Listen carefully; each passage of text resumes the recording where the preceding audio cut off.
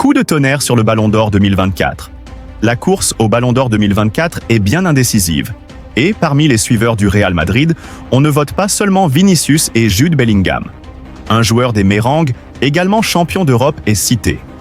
Le Ballon d'Or France Football 2024 récompensera le meilleur joueur de la saison 2023-2024, le lundi 28 octobre.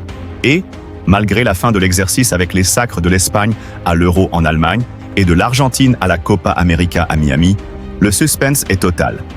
Deux vainqueurs de la Ligue des Champions avec le Real Madrid font la course en tête auprès des bookmakers, Vinicius et Jude Bellingham. Kylian Mbappé et Erling Haaland n'ayant même pas atteint la finale de la C1, Vini Jr. a peut-être pris un peu d'avance.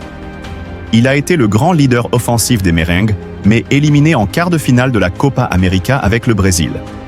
Quant à Bellingham, il a un peu disparu de la circulation lors de la seconde partie de saison avec le Real et n'a pas brillé durant le championnat d'Europe en Allemagne, malgré son but en retournée acrobatique à la 85e minute du 8e de finale, face à la Slovaquie, et le parcours des Three Lions jusqu'en finale à Berlin. Le Ballon d'Or pour un latéral? Mais quid des meilleurs joueurs de la Roja à l'Euro? Rodri ferait un superbe Ballon d'Or, lui le stratège de la meilleure équipe d'Angleterre et d'Europe ces dernières années, Manchester City. Lamine Yamal, 17 ans, et Nico Williams, 22 ans, ont également été phénoménaux sur certains matchs de l'Euro. Et Dani Carvajal?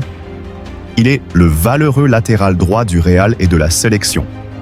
Surtout, il a ouvert le score pour son club en finale de la LDC contre Dortmund et est à l'origine du premier but espagnol face aux Anglais. Un défenseur Ballon d'Or, le coup de théâtre, un suiveur du Real vote Carvajal, Ilia Topuria, le combattant de MMA géorgien installé en Espagne. Cela me semble juste parce qu'il le mérite. Il a tout gagné, la Liga, la Champions, l'Euro. Il a plus de titres que n'importe qui d'autre. Aujourd'hui, il le mérite sans aucun doute. A lancé à Marca, celui qui a grandi à Alicante. Ilia Topuria avait été invité à une cérémonie organisée par la mairie de Boadilla del Monte pour un hommage à Carvajal et Joselu, qui habitent dans cette ville à l'ouest de la capitale espagnole. Le défenseur de 32 ans deviendrait le tout premier latéral à remporter le Ballon d'Or dans l'histoire. Mbappé-Yamal, ça va être une dinguerie, Mbappé et Yamal. En Liga, l'opposition entre Kylian Mbappé et Lamine Yamal pourrait bien constituer une affiche au sein même du Classico.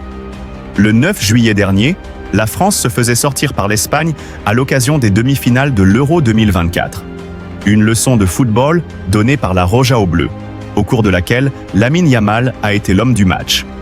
Dans le même temps, Kylian Mbappé se montrait une nouvelle fois décevant. Une semaine plus tard, l'ancien joueur du Paris Saint-Germain était présenté à Santiago Bernabéu. Il devrait effectuer ses grands débuts avec le Real Madrid le 14 août. Pour les retrouvailles avec le jeune prodige espagnol, il faudra attendre le 27 octobre prochain, lors de la 11e journée de Liga.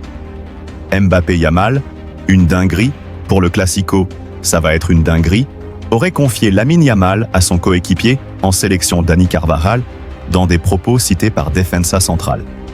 Quant au match retour, il se déroulera au Camp Nou, dans le cadre de la 35e journée, le 11 mai 2025. Lamine Yamal est le joueur dont la valeur marchande a le plus augmenté cette année. Depuis qu'il s'est révélé au FC Barcelone, le joueur de 17 ans a vu sa cote grimper en flèche sur le marché des transferts. Aujourd'hui, la plateforme Transfermarkt estime son prix à 120 millions d'euros, soit 30 millions de plus qu'avant le début de la compétition continentale, dont il a terminé meilleur jeune.